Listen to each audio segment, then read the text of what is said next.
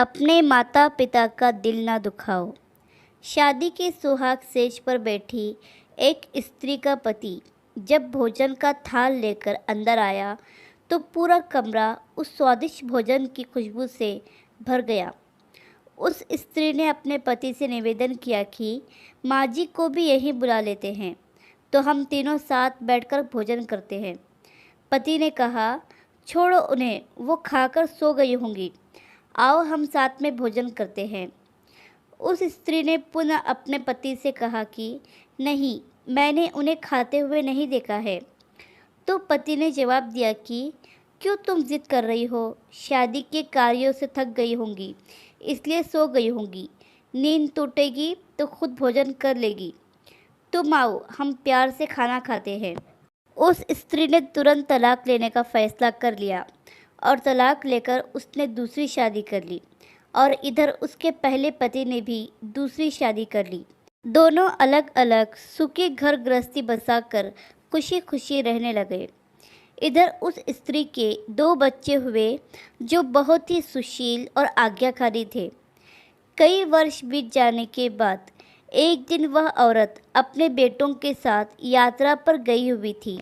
एक जगह तीनों माँ बेटे भोजन के लिए रुके और बेटे भोजन परोसकर माँ से खाने की विनती करने लगे। उसी समय उस स्त्री की नज़र सामने एक फटे हाल, भूखे और गंदे से एक वृद्ध पुरुष पर पड़ी जो इस स्त्री के भोजन और बेटों की तरफ बहुत ही कातर नज़र से देख रहा था।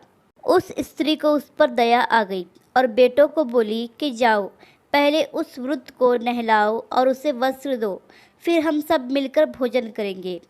बेटे जब उस वृद्ध को नहलाकर कपड़े पहनाकर उसे उस स्त्री के सामने ले आए तो वह स्त्री आश्चर्यचकित रह गई। वह वृद्ध वही था जिससे उसने शादी की सुहाग रात को ही तलाक ले लिया था।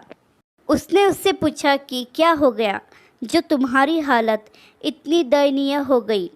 तो उस वृद्ध ने नज़र झुका के कहा कि सब कुछ होते हुए भी मेरे बच्चे मुझे भोजन नहीं देते थे, मेरा तिरस्कार करते थे, मुझे घर से बाहर निकाल दिया।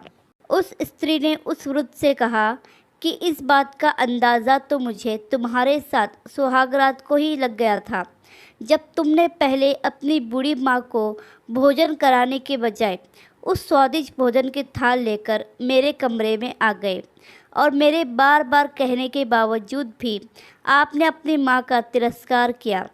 उसी का फल आज आप भोग रहे हैं।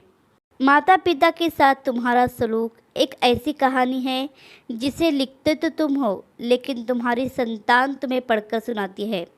जैसा व्यवहार हम अपने बुजुर्गों के साथ करेंगे उसी देखा देखकर हमारे बच्चों में भी यही गुण आता है कि शायद यही परंपरा है।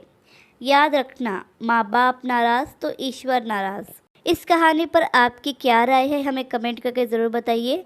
कहानी पसंद आए तो लाइक, सब्सक्राइब और शेयर ज़रूर कीजिए।